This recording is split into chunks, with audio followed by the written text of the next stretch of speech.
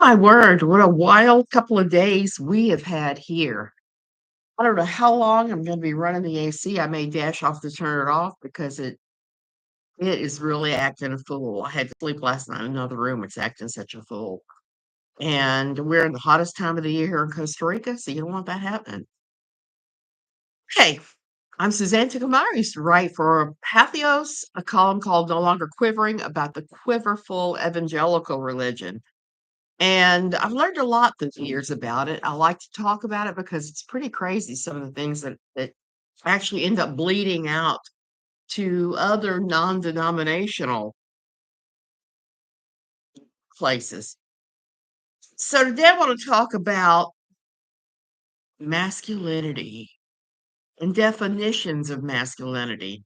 Let me first say anybody I talk about here, do not contact them, do not harass them in any way, shape, or form. And these are my opinions, okay? Now, they're formed after a lot of 10 years of writing about this nonsense, of course, and having escaped my own toxic taco church, totalitarian, authoritative church organization 17, almost 18 years ago. There's just something about this particular breed of non-denominational high demand religion that seems to just have the worst guys in the world flourish. And what do I mean by that? Well, example, you see what I'm wearing here today? I couldn't wear this shirt at my old church. Why? Boobs. It doesn't hide the fact that I have boobs. Um, and I might make some guys stumble, which is the stupidest thing of all time.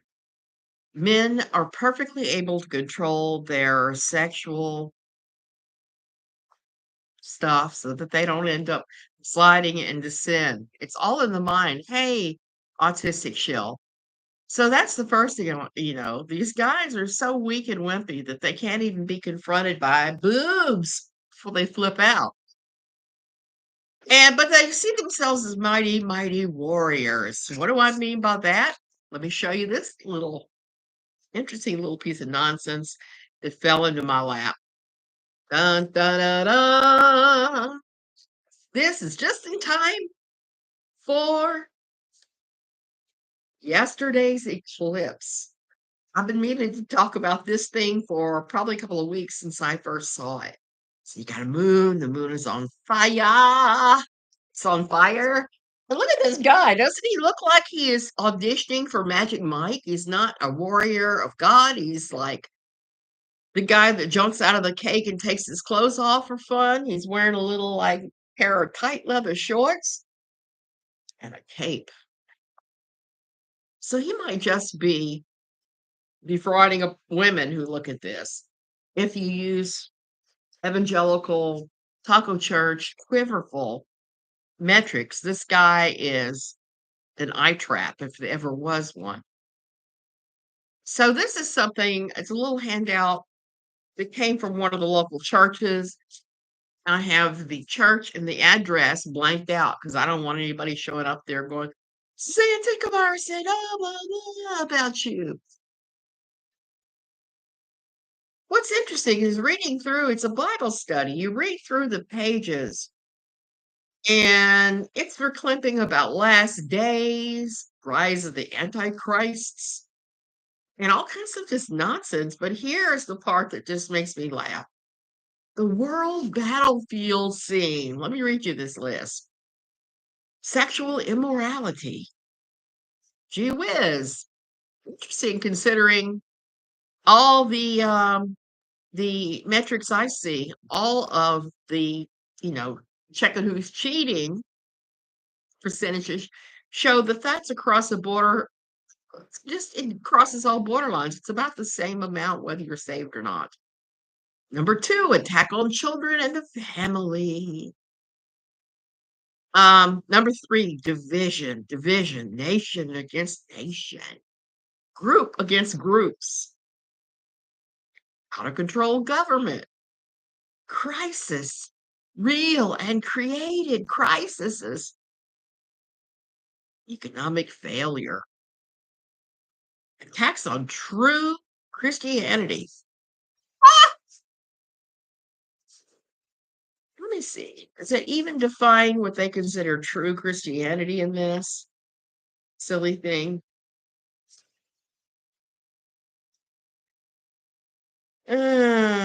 There's a thing at the beginning, and it sounds like if it's a controlling cult church, then it's the true church. So then it talks about the battlefields in churches, which are different than the battlefields on the world scene, but slightly.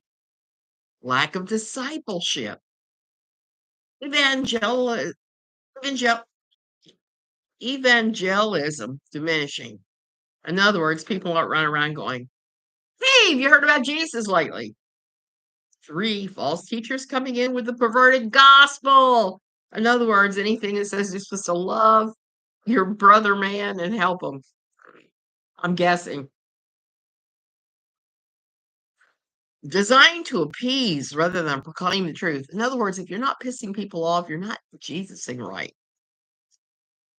The needs of the community around us. Well, you guys are not always the best about that. Apathy, love growing cold, conformity to the pura vida world around us. In other words, kind of do your own thing, don't blame everybody else. They find that as a problem. See if there's any more little. Oh, here's the thing about not everybody who claims to be a Christian actually is, because and the road is narrow and you're going to be persecuted. Amen. World without end. Jesus. So this little thing makes me laugh because besides the fact that it was put together for a local church, they did it on their little Photoshop, I guess, and everything else. They put in this guy looks like he's dancing out a magic mic to just creating all kinds of female lust there. Not me. I'm beyond all that crap now because I'm so old. So there are so many of these guys in Quiverfull that are this way. They actually believe that. They believe that they're going to be tempted left, right, center, and that everybody and their brother is just tempting the crap out of them all the time. I'm sorry, I've got to take an allergy pill. Um, but everybody else is the problem, not themselves. Let me tell you something. If you have problems with everybody else in this world, it's not the world that has the problem.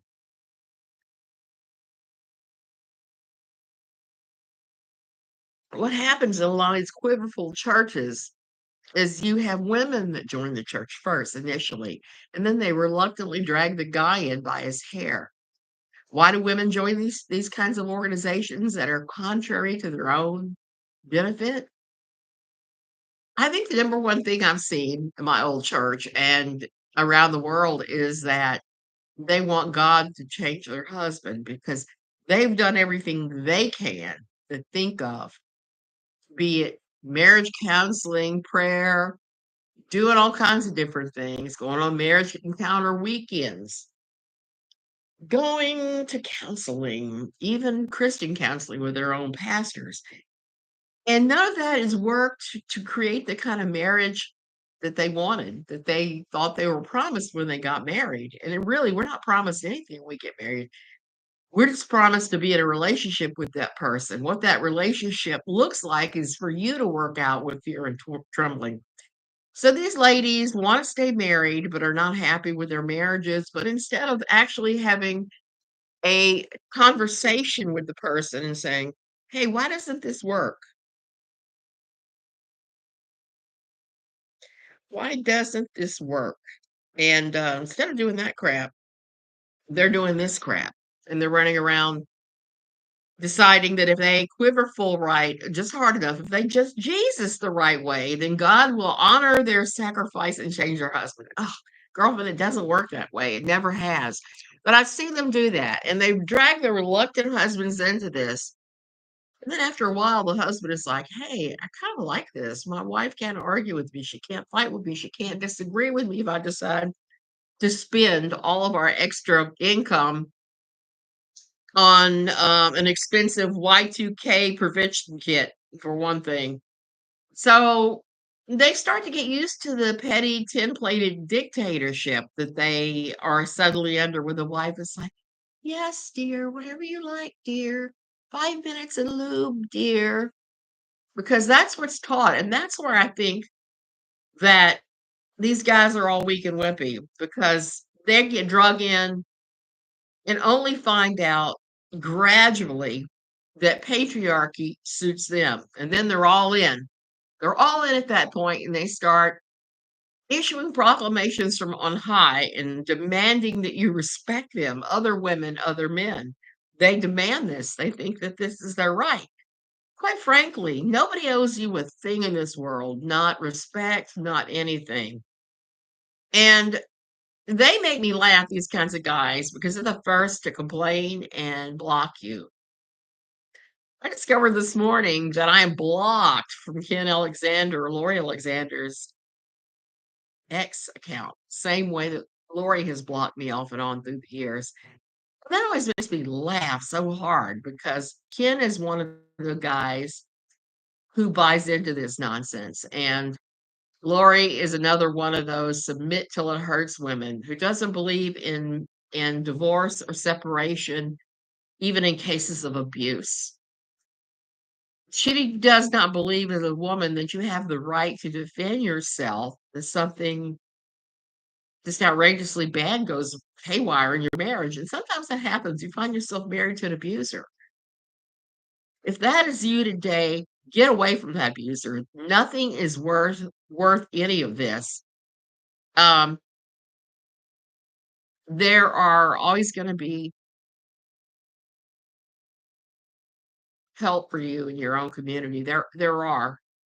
And I know that's not easy to reach out and do that, but she teaches that you stay. You stay and you take the abuse, even if it's the SA kind of stuff. And sometimes it is. I saw, okay, an MIV recalcitrant mule thing on Reddit yesterday. I saw an interesting letter where a lady wrote in. She was being a completely submitting, submissive, good Christian wife. She was writing in to talk about how her husband was demanding sex all the time, to the point where she was having trouble even putting microwave food on the table for the children because they were always in the bedroom. And nobody got at Reddit what this was about, that this was power and control, and that the dynamic between the husband and the wife was incredibly sick because the husband was forcing her to miss doctor's appointments, shopping, taking care of the children, feeding the kids for his own Mr. Happy. And that's never cool. But that is so common in a lot of these groups. They tell the men to dominate the wife, and one of the ways that they do that is in the bedroom. All you have to do is look at biblical gender roles, Larry Solomon, to see how true that is. Larry teaches that exact same sort of nonsense. He teaches, if you're not having sex frequently, how to punish your wife to make sure that happens. No decent man wants to force sex upon his wife. It's just not. There's not a. It's a very basic low bar. Okay, to me, to not want to force yourself on your partner. But apparently, there are men out there in this group, these very controlling guys. Oh, thank you so much, Nitwit. Thank you. I'm going to my yarn fund, and I'm making a sweater that looks like, I'm sure I pull my cane up here, but it's in the other room. Um, it looks like peacocks. It's the best way to describe it. So these guys, they get really used to their position and they're loath to give it up. Even when I've seen Quiverfull, evangelical, taco church mamas crash and burn and just completely lose their minds and quit.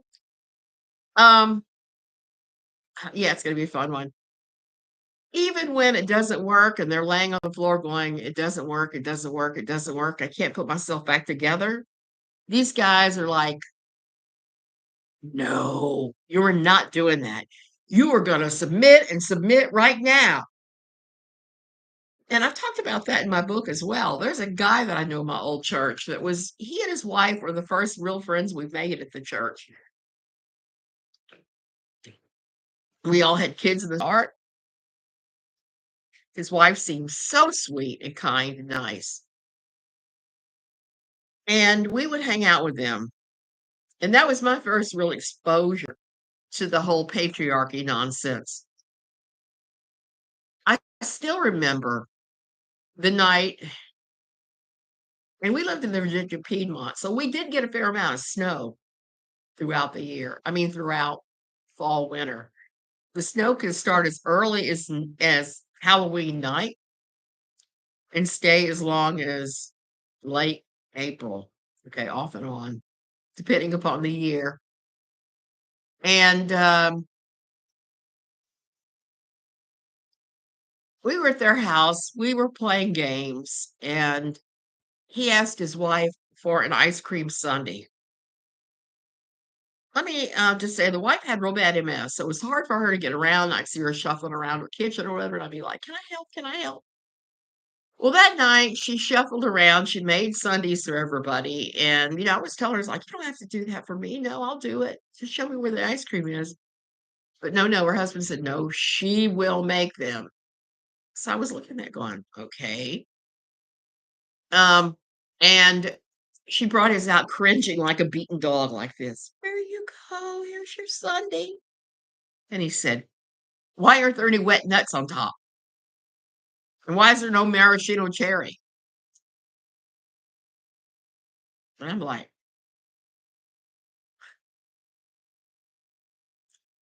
"Well, we ran out." 11:30 on a Saturday night. It's snowing outside, along with ice, and the roads are slick. He yells at her and pushes her out the door to go to Walmart to buy maraschino cherries and wet nuts in the middle of the night. I ended up going with her, and I tried to have a conversation with her where I said, "Don't you know that what he's doing is wrong? That is not at all what Christ would have intended in marriage." And she just said, "Well, that's just how he is. This is how we do run our lives." And I was just not having it. And on the way home, I told my husband, I said, "You weren't just a little bothered by the way that he was treating her?" And he was like, "Well, that's not you and I. That's them. That's how they work out their marriage. And it's not the same as us. And they're doing their thing as they feel like God leads them." And I'm sitting there looking at my husband like, "What?" So for a while there, I tried to be her friend. I tried to always be at her side and help her until it just became overwhelming between him and her, and then he committed adultery with somebody in our circle and used me as an excuse, told his wife he was with me at a Van Gogh exhibit one weekend, and he was not with me. I knew nothing about it, and she said, "Oh, thank you for taking so so the Van Gogh exhibit." I said, "I don't know what the heck you're talking about." And here's where it gets really nasty. The wife told her husband she was with me at the Van Gogh exhibit. He said something to me about it. I'm looking at him like, "I don't know what you're talking about. Look, if you're gonna cite me as your alibi to have a little naughty fun to slip away and cheat, just let me know first, so I will know how to respond. Because if I'd known, I wouldn't have busted them for cheating. I wouldn't have. I would have probably have said, 'Oh, yeah?' Something just really generic, but not confirm it or deny it at all." Uh, my ex used to pressure me as well as an older woman in our church. Didn't find out about that until I was divorced. Oh, yeah, but I'm so sorry. Some of these guys do that. And if you have a predator in the church, you know what's going to happen? People are going to get preyed upon. That's what predators do. And I think the man is always right, and he's king turd of the mountain, is a dangerous way because it puts the potential for predation right in the middle of church where it does not belong. Instead of guys that are sworn to protect you and all that other nonsense, they're all the other nonsense that this mostly naked dude was promising in here. Um, it really puts a hard load on the man and the woman, but especially the woman, because you're not allowed to talk back. Even if you know your husband is running around with somebody down the street, there's nothing you can do about it. You can't leave. You can't say anything. You can't fight with him about it. You have to accept it as your lot in life. So women join, they expect their husbands to change because they are quiverfull momming it up with the best of them. If I can just do everything right, he'll change. God will change him to honor my sacrifice. And it doesn't happen. The men become mean and they become abusive and they end up with the weirdest ideas about sex. Hello, Larry Solomon and biblical gender roles.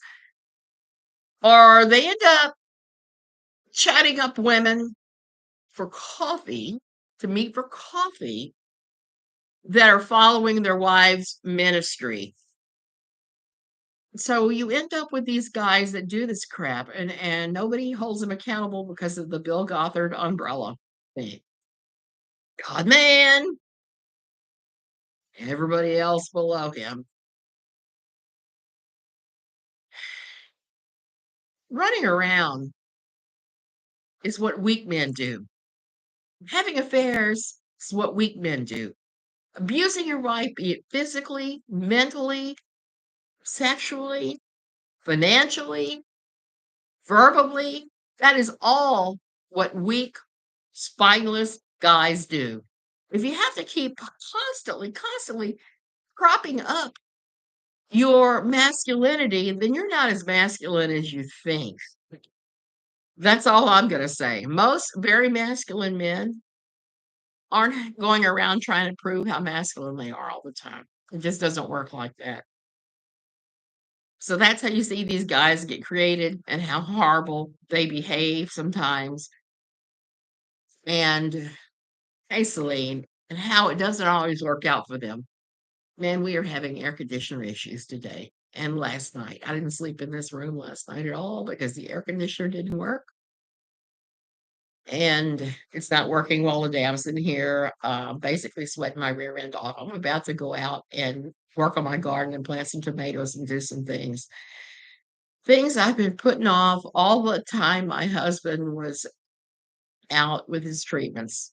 I gotta go pick up the slack there. He doesn't garden, I do. That's my thing, that's my groove, and I'm okay with that. I don't need him to be the manly man over everything. Um, I am waiting for him to contact the AC guy. See, the AC guy doesn't speak English, he only speaks Spanish, and my Spanish is still un poquito. So, there you go. These guys, though, they're everywhere. So you have to keep your eyes peeled. And when you see them and how fragile their masculinity is, mark and avoid. Love you guys. I'm going to go ahead and go.